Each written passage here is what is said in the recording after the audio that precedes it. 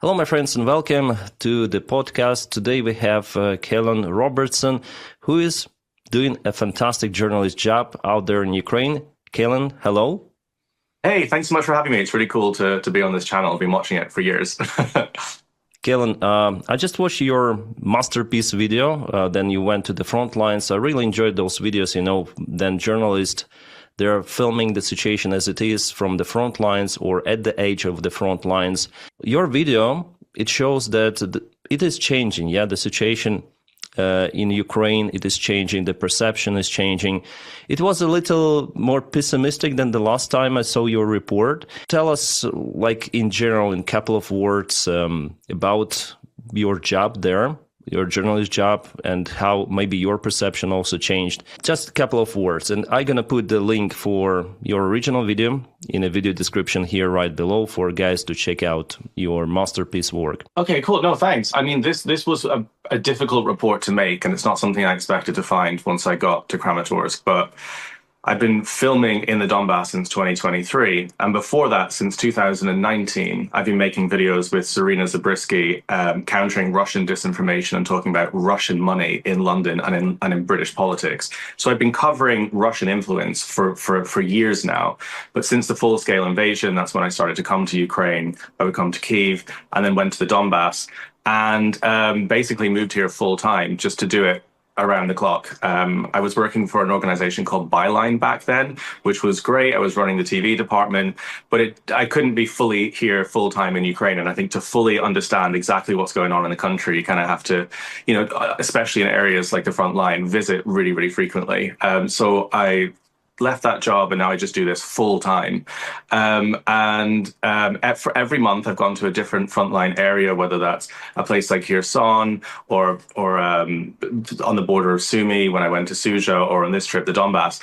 And every time there's been a really kind of optimistic stream throughout everything. In 2023, places like Izium had just been liberated. Early 2023, Kherson had been liberated. And there was this feeling that the Russians would keep on being pushed back. That stopped, but there was still a hope that at least Ukraine would hold on enough time for the Russian army to be depleted or some sort of peace to come. And for the first time on this trip, there was almost no optimism in the political sense. Everybody was exhausted. Everybody was bringing up the political scandals that have been coming out, the corruption scandals that have been coming out. And off camera, a lot of soldiers were saying, and I completely understand why they don't want to say it on camera, that they're hearing that the mobilization issues are really difficult with circulations, with the type of people that are being mobilized. Sometimes some of them are not really fit health wise for service, and so it's discouraging a lot of people from volunteering. Now, everyone I spoke to in the Donbass volunteered to fight. None of these people were mobilized. They're doing it because they love Ukraine and want to defend their country. But that was just one aspect of it that was getting people down, and this is something the Ukrainian government could quite easily fix with internal overhauls. But that was one thread throughout the whole thing. And I'm telling you this now because I couldn't say it in the documentary. A lot of people wouldn't say that on camera, but that is the reality.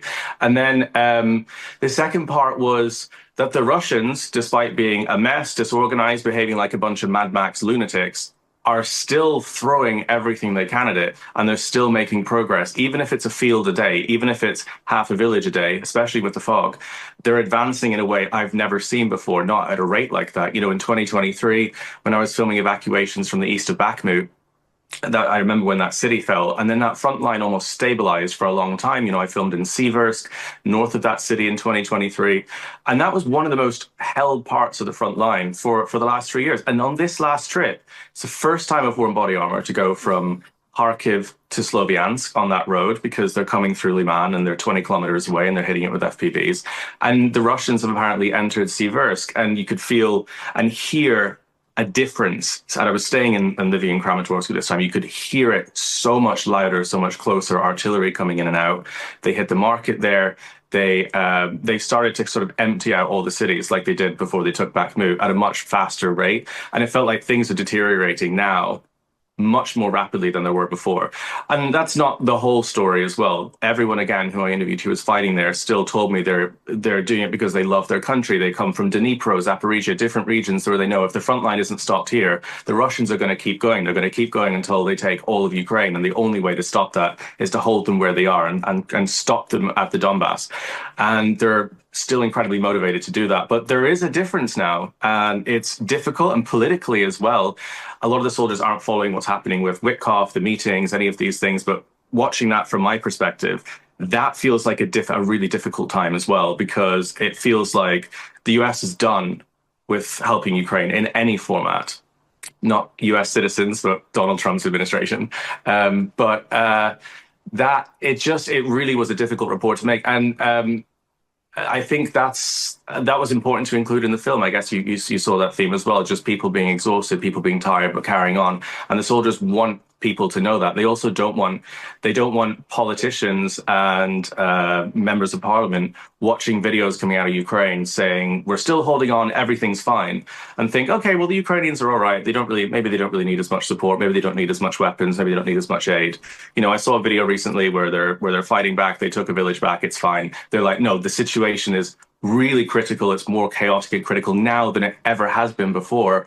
And Ukraine needs as much support as possible right now, and some internal overhauls. So it's just, honestly, after visiting here for 3 years, it's the first time I've really seen it so visceral and so difficult now, which is why I put the report together like that. But it's it's a really tough time. I'm going to go to Zaporizhia in a week or so, because the Russians are 20 kilometers from there now. They just advanced in a village south of this, you know this, and that puts the whole city within range of FPVs. Apparently there was a sleeper fiber optic drone outside Kramatorsk train station a few days ago. This is going to start happening, what is happening in Kherson, in Kramatorsk, and Zaporizhia, I think. So I think that the next few months are going to be extremely difficult in these places, more than we've ever seen before, for civilians and for the forces. Yeah, I understand. Caolan, thank you. I understand that you, as a journalist, you have to face two of those issues, yeah? To tell like the real picture as it is, and at the same time, for not to have your material to be used by pro-Russian propagandists and, you know, to undermine the Ukrainian interest. I also face in my videos with that. Tell me, Caolan, you just got married like a couple of weeks ago, I guess. You're still like very young. And what drives you in this trip? Like why you decided to leave Europe, go risking your life literally out there close to the front lines? Because we know that Russia mostly now focused on targeting Ukrainian drone positions, Ukrainian drone operators, and there are more losses than the last year. They have also like very capable drone units. So why are you doing? What drives you, like motivates you for producing this piece of journalism, almost right from the front lines? I've always loved making documentaries and films about subjects that a lot of people don't know about. Even since I was a kid, since I was 12, I got a video camera. I was always making films at school and showing them to the class about just interesting stuff that I always loved. And for a byline, I was doing this about people that voted for Brexit and regretted it. Steel workers, manufacturing, oil refining, people that worked in industries, fishing, that voted for Brexit. They felt like they were betrayed and regretted it. And this was a huge series that I did. And just telling people's stories about government corruption as well in the UK. We did this with the procurement scandal with COVID. And I loved telling stories that people don't want you to hear about, like the Russians, or in Britain, it was the same thing, exposing scandals. And with John Sweeney, before the full-scale invasion in 2020, we went to Perugia and went to the Palazzo Terranova. This was a house owned by the Lebedevs, and we did a whole investigation into how Boris Johnson went there and how they're trying to get, you know, information about British politicians for compromising material. And that's a story that Russians don't want people to know about. That's a hidden story. And I love bringing these to surface. And I happen to be really good at filming and editing and storytelling. So it just works really, really well to be able to do this. So when the full-scale invasion happened, and a few months after when I first arrived in Ukraine, I had a really strange just feeling. I arrived on Valentine's Day 2023, 12 months into the full-scale invasion.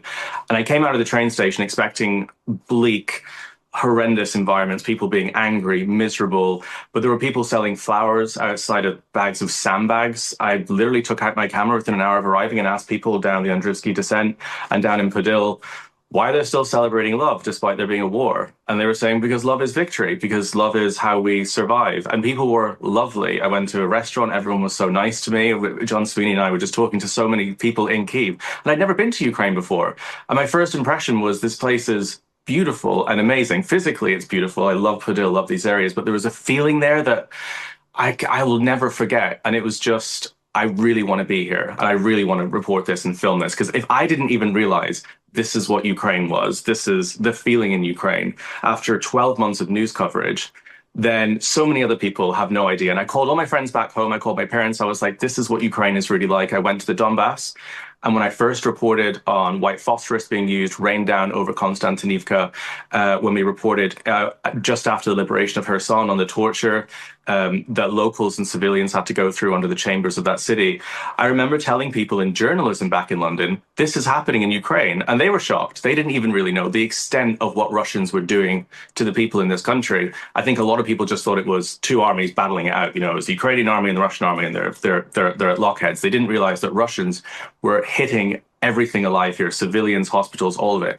And so I was like, I felt like the media had made a huge error. They had focused just on the numbers of missiles coming into the country, just on the death toll. They hadn't focused on what was happening to people every single day. So I went back to London and I just felt like all my work for the next few months, you know, covering day-to-day news, day-to-day politics was pointless compared to what we had covered, what we were covering here. And that film that I brought out in 2023, it won 12 awards around the world. It was being played at film festivals, and it really highlighted the war crimes that Russia was doing to civilians here. So after that, I just decided I wanted to come here full time, which was 2024, left that job and just go for it. I started a Patreon and I used all my savings to buy a new camera, pay rent for 6 months, and said, I'm just going to go for it and spend every single day reporting on everything I'm finding.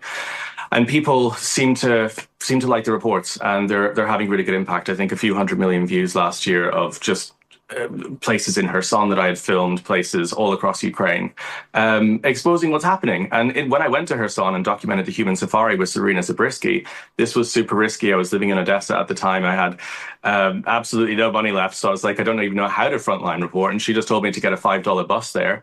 Arrived there on the bus and just started filming. And this was what was hunted in Kherson. Filmed these drones hovering above.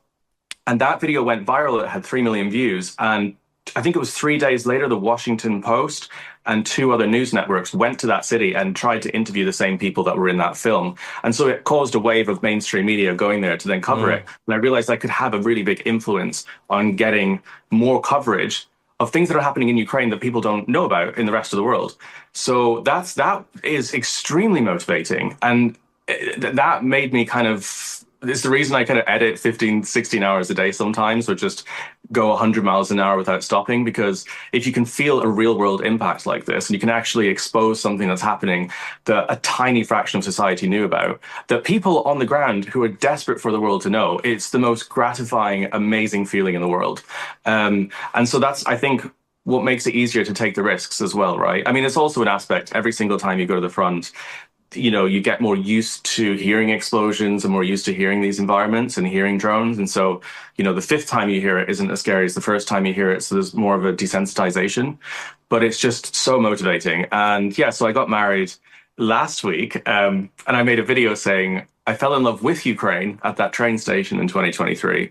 And then I fell in love in Ukraine because that's just kind of how it works. This is like the city of love in Kyiv in a lot of ways. Everyone's always holding hands, walking down the street. And yeah, we got married exactly 1 year after the day that we met. So that was really cool. And to do it in Kyiv as well, my whole family came over. Sean Pinner was there, John Sweeney, everyone from kind of journalism backgrounds was all there, Paul Conroy. It was a really beautiful moment of just light in all of this darkness, just a moment to remember to celebrate love. And it was really beautiful. So yeah, it's just everything that I've done since I moved here feels right in a lot of ways. Like the stories, when they get released, get the impact that they need. And I don't know, just things fall into place in a really strange way. But I'm motivated by that more than ever. And that's why I made this last film. That's why I'm going to go to Zaporizhia again in a couple of weeks and just keep going. But it's been a long ride. Yeah, Caolan. So just to clarify, you're an independent journalist. You work for yourself. Just your Patreon support drives you, and maybe some YouTube monetization. That's it. We live in this material world. Yeah, we need the funds. So no one is sponsoring you except your viewers from what I understand. I've had lots of people reach out to sponsor, like VPN companies, loads of stuff. But I always believe, I mean, even in the early days, back when I first moved here, and I was really worried if I would even be able to pay rent for one of the months, I was offered jobs with Ukrainian television networks with different outlets. And I remember turning it down because I thought, in the long term, if I'm fully transparent about every single income source, you can see how many Patreons I have, you can see how many views I get on YouTube a month, and you can kind of roughly see how much it is. That is the point of what I'm doing. The point of what I'm doing is to combat Russian disinformation and to also combat shady funding networks of these kind of these kind of organizations. You know, CNN, who have been bought by a shady billionaire recently, who are now moving a lot of their headquarters to Qatar, who are now platforming Alexander Dugin, who are now saying that civilians are claiming to be hunted by civilians in Kherson, are doing that because they have shady investors. So I've always been totally transparent about my income sources. It's Patreon and it's YouTube ad revenue. If you want to make a one-off donation, sure, you can do that.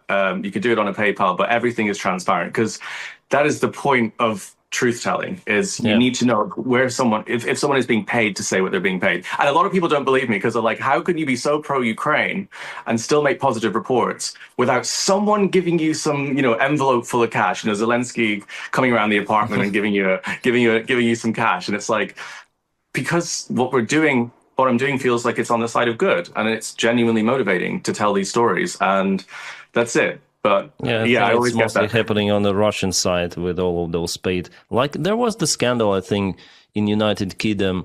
Then Nigel Farage's friend was arrested and even jailed, for taking the bribes from the Russian. I don't remember the name of this politician, but he was also in the European Parliament saying like pro-Russian narratives. He was receiving the money from Medvedchuk, who is the close Russian Putin's friend. Even there was the big scandal like published, I think, on BBC. I think it was published. Well, doesn't like he was uncovered like fully WhatsApp messages. He forgot to delete those. By the way, it was found in United States. Then they searched his phone, and he was jailed for 10 years. For that, and also with the recent Twitter gate location gate that was uncovered, all of the influencers, also from MAGA or pro-Russian influencers, they were from India and other countries, basically bots.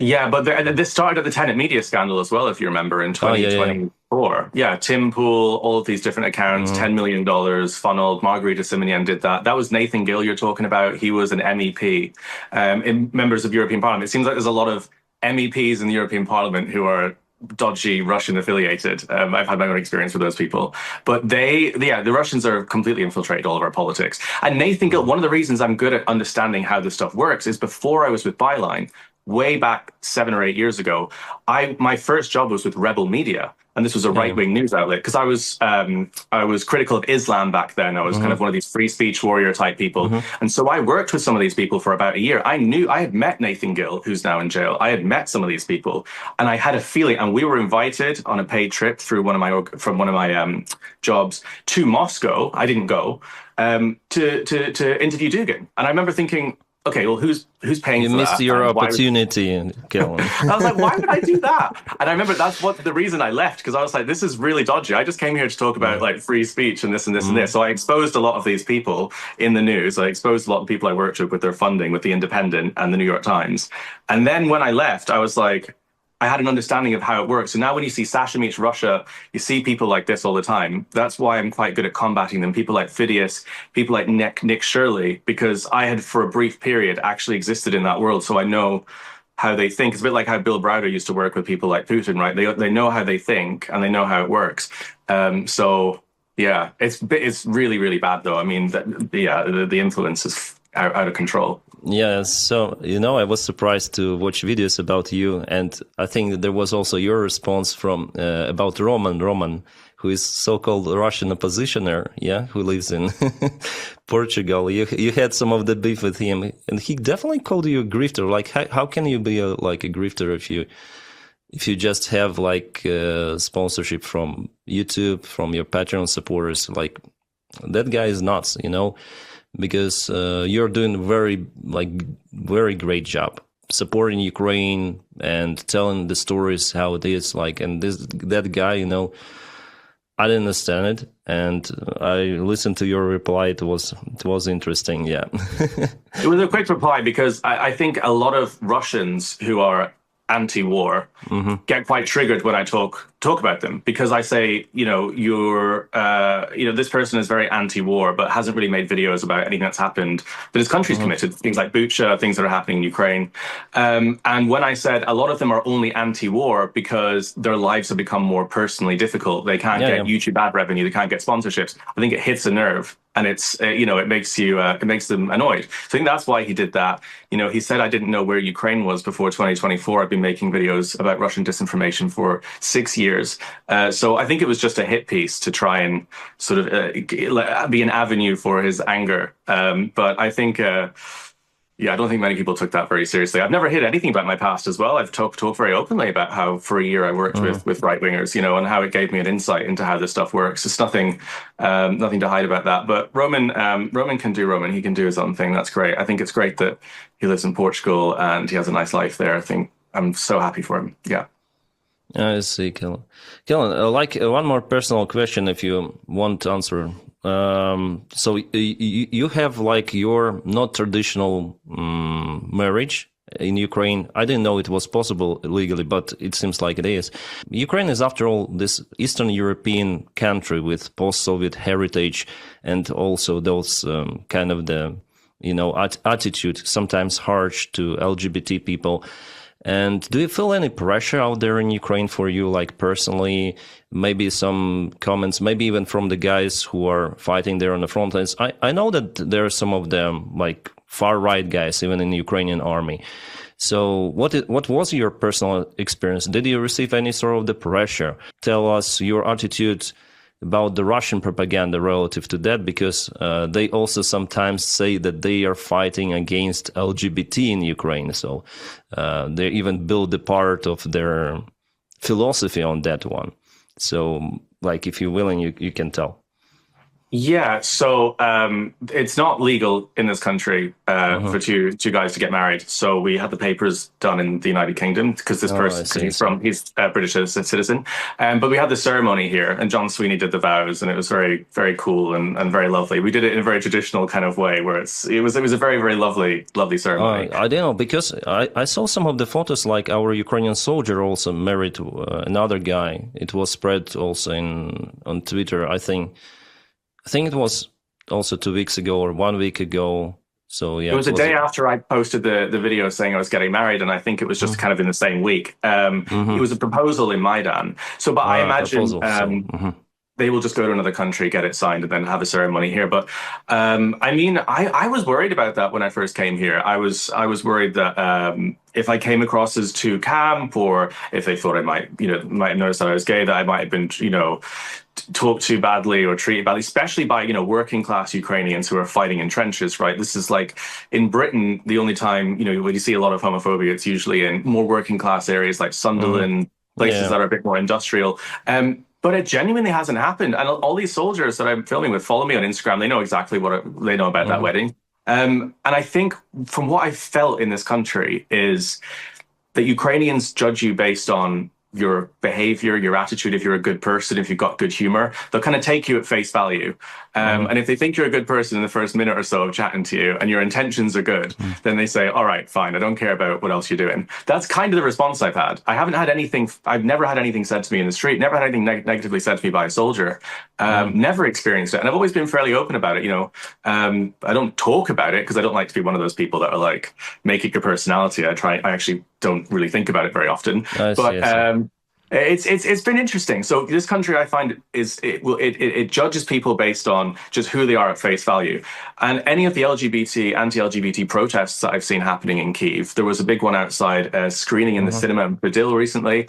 The networks on Telegram that organize these are Russian-linked networks, or Belarusian networks. A lot of them are Russian attitudes, because intolerance in Ukraine and homophobia and things like that seem to have come from a Russian mentality that infiltrated this country for a huge amount of time. Russia's the most homophobic, racist country in this region of the world. Just look at any of the polls and attitudes of asking Russians if they'd want to have a black neighbor or not. It's like 89% say no. That is intolerance is a Russian attitude. And Ukraine, I don't know whether it's happened since the full-scale invasion, but it feels like a really liberal country to live in. Genuinely, if I had experienced it, I'd talk about it, but I just haven't. And it's been pretty surprising because I thought it would be, yeah, just like cold, harsh Eastern European, like really kind of mean, but it's just not at all. People are surprisingly lovely. The only abuse I get whenever I posted about the wedding stuff is usually Russians saying, you see, Ukraine is an LGBT homo globo, blah, blah, blah, blah, blah. And then they also say that we're a Nazi country, so that this is a Nazi country. So it's like, which is it? Is it like gays and everyone's happy and everyone's getting married? Or is it like Nazis and they're fascists? Like, could we please make up our minds? What's going on here? They say that's what you're dying for. Like, look at those photos, look at those like gay marriages. But in a way, like it is correct. I mean, this is total freedom. I mean, Ukraine chose this direction a long time ago.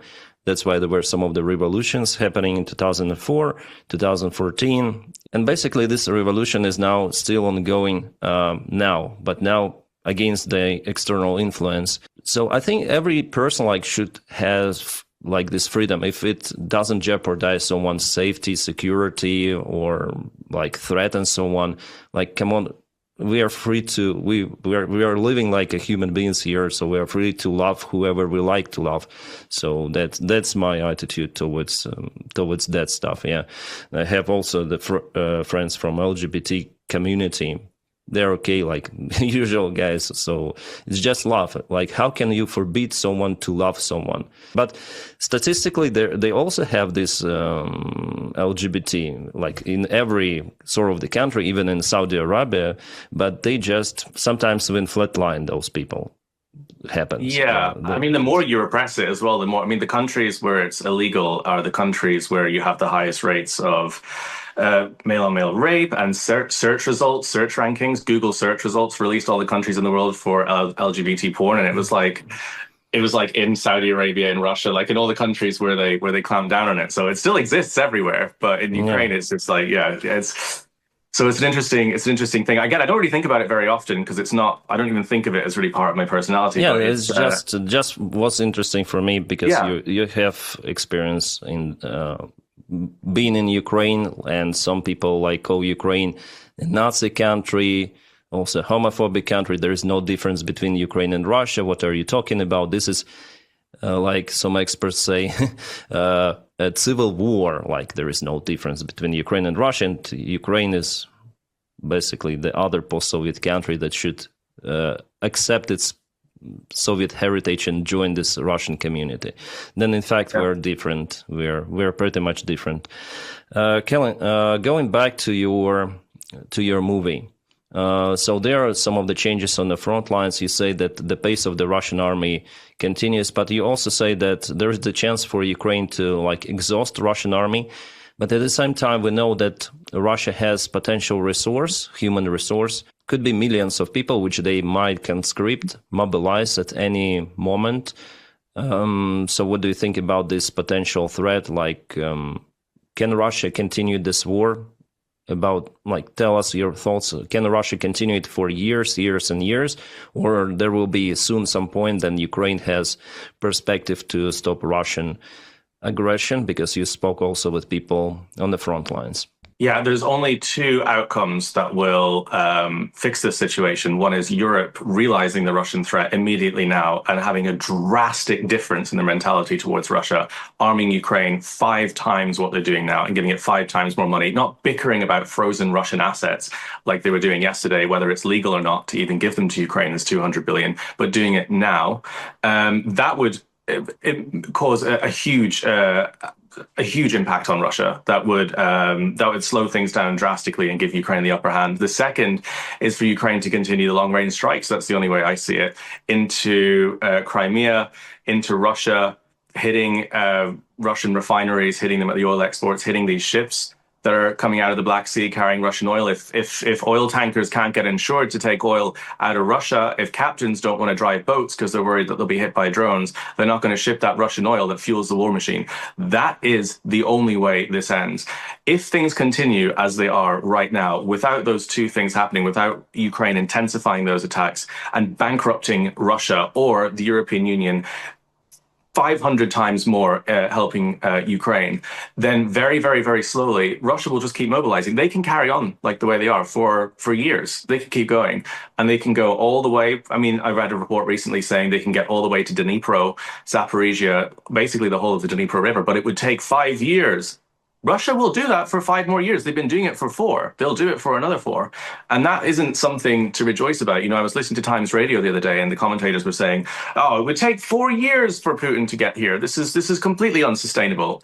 Well, they have been doing it for 4 years. And just because it's going to happen in 2028 or 2029 doesn't mean that's not horrendous for Ukraine. So it should be taken really, really seriously. I don't really like these reports about Russia collapsing in the next 2 seconds. It's not helpful. But the long-range strikes will do it. I just went to the Aegean Islands. I went to an island called Lesbos in Greece, and I was tracking Russian ships coming past. This is a film that I'm editing right now. And I was doing all the figures about how much money these ships are actually transporting, the Russian oil machine. And it's hundreds of billions, and it's Russia's main and basically only source of income. They don't really export anything else other than terrorism and propaganda. And if that slows down and stops, then the front line freezes. Soldiers' salaries might not be paid on time. Things stop. Russians will only do things if they're bribed or paid to do them. They're not going to fight and volunteer like the Ukrainians are to steal another land. So that's the best strategy. And I think it's possible. This country have increased the production of Flamingo missiles. They've increased the production of their long-range missiles, and it looks like Europe are going to be helping them with that. If they keep doing that strategy, I am very hopeful for this country. I don't think that, Ukrainians are going to be able to walk back into Mariupol anytime soon or walk back into occupied territories, but at least the front line can be frozen and things can stop at that point. And then when it does freeze, for Ukraine to carry on hitting Russia. Russia's economy is the size of Italy's. It's not that big. And if its only export is oil and you hit the oil, it's going to stop. And they're already, going into their reserves, their gold reserves. Russian citizens are already going through a huge amount of chaos. But again, I make a lot of videos. I had 2 million views a couple of months ago talking about how Russian, society is under huge pressure right now. People are getting fed up. That doesn't mean they're going to protest it. Russians are happy to live in squalor, as far as I can see. They're happy to live back in the good old Soviet days, as they see it. In almost some ways, they glamorize struggling, and they glamorize not being able to afford bread and this and that. It's about the people, and it's about this fight, this enemy, and they're happy to adapt to that. Russians are happy at all levels of society to adapt to that, even though it's an interesting thing to talk about. So Russia is happy to bring itself back to not just the Soviet days, but the Stone Age for its population until Putin delivers what he promised his people, which is the whole of Ukraine, unless it's stopped economically. That's honestly the only scenario I can see working in this. Thank you. Yeah, about Russian people, I'm honestly very surprised, because even during the Soviet times, then there was the war in Afghanistan, there were way less losses, way. Like Russia for a couple of weeks loses the same amount of the soldiers as they lost in Afghanistan for entire 10 years. And there were protests actually happening. There were, they called mothers of the soldiers. They created groups, even without any access to internet, without anything. They created the movement that was influential. And because of the Afghanistan war, it was one of the factors for the Soviet Union to collapse. But here, 1 million losses, totally cancelled and wounded altogether. 1 million, and Russian society is still okay. They live like it is happening somewhere in a distance for them mainly. Maybe because they did this volunteer program for Russian soldiers. It's your choice. You want millions, you go, and maybe because of that, Russian society is okay. And maybe if Putin announces a new mobilization and takes conscripts, as it was in Chechen war, maybe that will start to influence them. But for now, there is like almost no reaction, and they're quite okay living in that. And Putin, he also, he was born in 50s.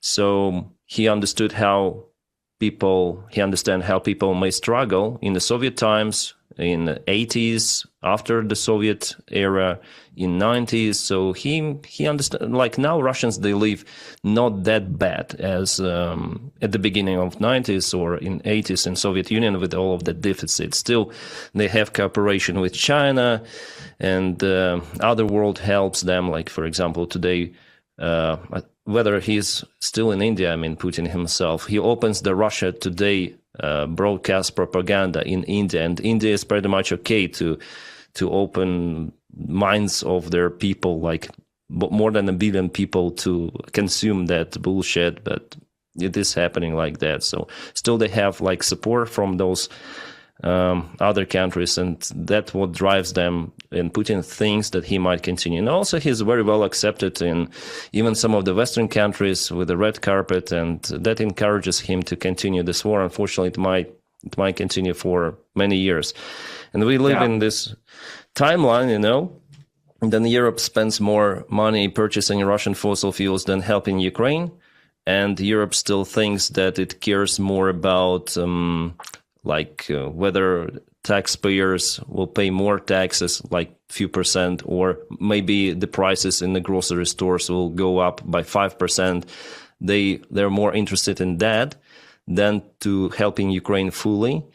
But they, I guess, have no other choice, because just yesterday I got the report about Germany that young people, they're going on protests because they don't want to take part in the future war against Russia or something like that, like thousands of those. Yeah, basically it's fueled by pro-Russian groups that they go on protests, but they just start to talk about the possible conscription in the future in case of something happens. And they went on protests. Like, without Ukraine, I think Europe is not ready for this full-scale confrontation with Russia. Also, without military experience, without drone army, without motivation. There were the polls saying that in Germany, just 16% of the people, they are willing to defend their country just in case.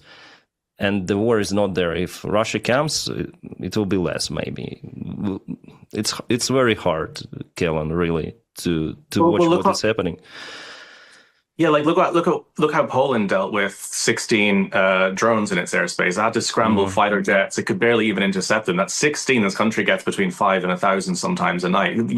Europe has no idea how to do any kind of self-defense at all. But propaganda is the reason that people don't want their taxes increased. If every European country doubled their spending to Ukraine, it would end this immediately. Russia wouldn't be able to cope with the with Ukraine being supported with those numbers, which would be a difference of between like 0.3 and 0.6% GDP of each country, which is what is being spent on this, which is nothing to stop a country that's doing a hybrid war against you. But what happens is, whenever anyone talks about Ukraine spending, especially in Britain, TV pundits and people I believe are paid by Russian propaganda immediately talk about Ukraine. They immediately talk about the reason you can't heat your homes, the reason that the streets are dirty, the reasons that the street lights aren't on, the reason we've got homelessness is because we're sending our money to Ukraine, despite it being 0.3% of our money, which is nothing. But the mothers of Russia that stopped that protested the Afghan war, I remember tracking them and seeing where they were now and trying to look at them in 2025. And it looks like the FSB and the security services of Russia basically infiltrated that whole group for about 10 years and destroyed it. I think Putin learned about the dangers of dissent very, very, very well. Russia did it during the Afghan war, and they look back and they said, we're not going to allow this to happen again.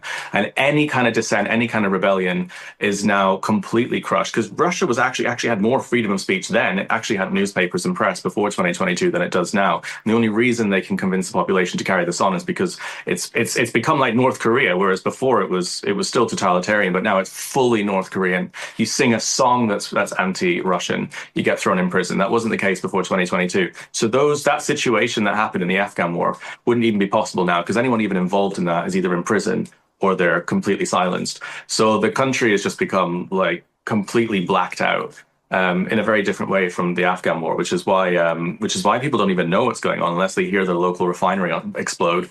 So yeah, it's depressing though, especially coming back to the UK. I talked to journalists from all different backgrounds and on the phone as well. And I'm like, they're like, how is it in Ukraine? And they start complaining about how much it costs some British taxpayers. And I'm like, it is a few pounds a year. It is nothing to stop the literal invasion of Europe. But they've been convinced by Russian propaganda. It's so depressing. Yeah, yeah, we're spending so much money on Ukrainian refugees. Yeah, it works like that. And for people who are unaware, they are easily triggered by those emotions, that Russian propaganda spreads out there. For people, they understand it like that. It's like creating some sort of the group of the people to hate. Like for Russians, those are Ukrainian Nazis. For maybe Donald Trump, those are crazy liberals. You understand everything. Yeah, but I mean, there's so much of it. It's like the stuff that Phidias puts out that Elon Musk amplifies. It gets hundreds of millions of views, and people that aren't really engaged with politics see it all. They see a map and they say, "Oh, they speak Russian in the east of Ukraine, so it should be Russia." They speak English in Ireland, so obviously Britain should take that by the same logic. But nobody thinks on those levels.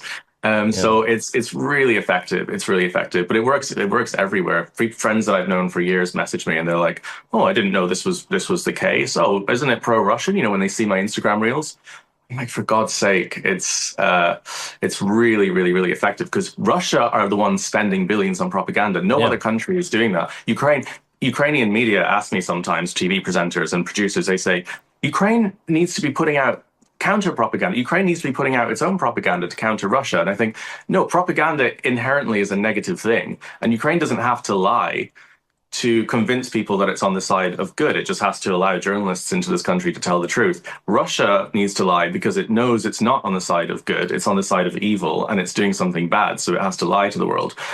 So Ukraine doesn't need to be putting out any kind of propaganda. They just need to be as open as possible as a society from its internal government, with things like corruption, and then with allowing journalists in, which they're doing. So, yeah. Caolan, and tell us, what are your thoughts about those peace deal negotiations happening? Like, is it for something, or will it change something? No, I mean, Russia has no interest in peace. They're just trying to delay any kind of support for Ukraine. Whenever Europe tries to rally together and say, right, we're going to do an aid package, we're going to help Ukraine, Russia suddenly starts talking about peace again so they can delay it. And so they can have the Europeans say, oh, guys, hold on, wait, just before you send it in the post, just before we package these weapons, Russia might actually want a little bit of peace. Apparently, they want a ceasefire. Let's just hold on for a second, allow this to carry on for longer so Russia can take more land. It's literally nonsense. Peace negotiations. I mean, we had the reset button that Hillary Clinton hit with Sergei Lavrov back years and years and years ago before he invaded Crimea. And that was a reset of relationships. It was a positive relationship between Russia and the rest of the world, Russia opening up, Russia wanting peace. And then Russia stole Crimea, and Russia was rewarded for stealing Crimea by Europeans buying more Russian oil. So any kind of peace with Russia is a complete waste of time. And to the point where any security guarantees from Europe are a complete waste of time. Yesterday was the 31st anniversary of the Budapest Memorandum. And that was a security guarantee from America and Europe that this very thing now wouldn't happen. And look what happened. The ICBMs, the nuclear missiles, and the silos that I was filming in last year are gathering dust. So any security guarantee should be thrown out the window. Again, the only way that this stops right now is for Russia to be unable to continue fighting the war economically. They can't pay their soldiers, their refineries are all fucked up, and their boats are on fire in the Black Sea. Or Europe quadruples its support to Ukraine. There will be no ceasefire, no peace talks. The only scenario in which that happens is if Russia convinces all of Europe and America that they're genuine about some sort of ceasefire. Things freeze for 6 months, Russia gets its act together, they do a new mobilization, they rearm, and then they storm right back towards Kyiv and Dnipro like they did in 2022. Nothing will change. Russia's history shows this. So anytime you hear the word peace talk or ceasefire, just literally close your ears. That's how it should be seen. The words, whenever the Daily Mail or the Sun or the Evening Standard or CNN write headlines saying, peace talks, Russia wants peace talks, Russia wants a ceasefire, they are literally repeating Kremlin propaganda because Russia is completely uninterested in it. I don't even think they should report this stuff. I don't think they should be sending reporters to Istanbul and to any of these places. It's because it's irrelevant. It's nonsense. It's not worth the paper it's written on. So no, I don't even listen to these things anymore, Yeah, I agree with you. Because there were already like guarantees. Some people say like Budapest memorandum, it just memorandum worth nothing. But Ukraine agreed to give up nukes for that. There were at least some paper signs, so intention to guarantee security for Ukraine. So if Ukraine gives up that, please guarantee it, at least with weapons. But no, we see the other picture, and that creates this very bad move, because other countries may understand that the only guarantee for them is not even NATO, it's about nuclear weapons, and they will start to attempt to acquire nuclear weapons, and that will create more nuclear countries that will bring in its turn more instability and potential nuclear conflicts in the future. So what our allies or partners, they did is basically they put at the brink this sort of outcome, for the world, for the countries to understand that there is no organization, community, alliance that may 100% guarantee something, because there could be some leader elected, like it is happening in the United States, who might say, no, we're going to make peace with this aggressor, and we do not have the difference between aggressor and victim. For us, it's deal. Let's make a deal to earn more money, but they're just being outplayed by KGB actors. So yeah, this is kind of the dangerous way we are heading towards to. Yeah, it feels like that. Ukrainians and Estonians, to an extent, it's the only country that actually knows what Russia is about and what Russian mentality actually is and how to fight it. No other country really understands it. The further away you get from Russia, the further it is to explain to a person where they live what Russia actually is and their intentions. All Ukraine needs is ammo and weapons and the finances for it. They know exactly how to stop this. Ukrainians have been fighting this since 2014, since way before that. They know exactly how to defeat Russia. They just need the support to do it. And you could see that spray painted on the walls of Druzhkivka when I was there a couple of weeks ago, a town that's next after Konstantinivka. And it was spray painted on shelters and on the sides of the streets, saying, we don't need boots on the ground. We don't need anything. We just need ammo. We just need weapons. We just need support. That's it. And that was really sad to see. But that's it. And if Europe don't send Ukraine these weapons, they will have to use them somehow in the next decade or two, because Russia won't stop. So you're going to have to use them against Russia anyway. Would you rather it's Ukrainians that fire the weapons or your own population that fire the weapons? Just make a decision. Yeah, that's right, Caolan. And Caolan, just to finish this, what are your next plans, like in Ukraine? Will you stay in Ukraine? Will you go back to Ireland, or how do you see your future career perspective as journalist influencer? Well, I think I've been here for a year now. I have no plans to leave. I'm going to keep going to frontline cities. Zaporizhia is underreported right now. I want to go there before Christmas. I've got loads and loads of videos lined up. I'm going to do a video about how the Carol of the Bells, which is obviously a Ukrainian song. Everyone around the world who's listening to it right now on American radio, on your car radio, when you're driving home from work, should not just think of Ukraine, but the fact the composer of that lived from 1904 to 07 in Pokrovsk when he wrote that song, and had some rail workers perform some of it as well there. And to think of not just Ukraine, but think of Pokrovsk whenever you're driving around for Christmas or in a shopping center and you hear that song, to think of what's lost and the culture and the music and the art and everything in the Donbass. And then next year, we'll see what happens. I mean, I've no plans to leave this country. I've become A, completely in love with Ukraine, but B, there's still so much more to report. I want to do investigations more into the kidnapping of Ukrainian children, especially the ones that are now being sent to North Korea. And I want to do more confrontations with people like Phidias that I want to line up, who are spewing this kind of garbage and propaganda wherever they are in the world. And then probably spend the next few decades combating and looking at what Russia's doing to the rest of the world. I went to Syria this time last year and interviewed the victims of chemical attacks in Duma just after Assad had fled to Moscow, and showed how the Russians were involved in that and how everyone was interrogated and flown to Moscow before The Hague and interrogated. So places like this are just showing the tentacles of evil that Russia's exporting around the world, because it affects almost every corner of the planet, and not just Ukraine. So that's the future, I think. I see. Well, thank you, Caolan, for visiting today's podcast. I hope to see you in the future also on our show. And yeah, I wish you to be safe out there. Okay. Thanks so much. Yeah. Thanks for visiting. Yeah, thanks for having me.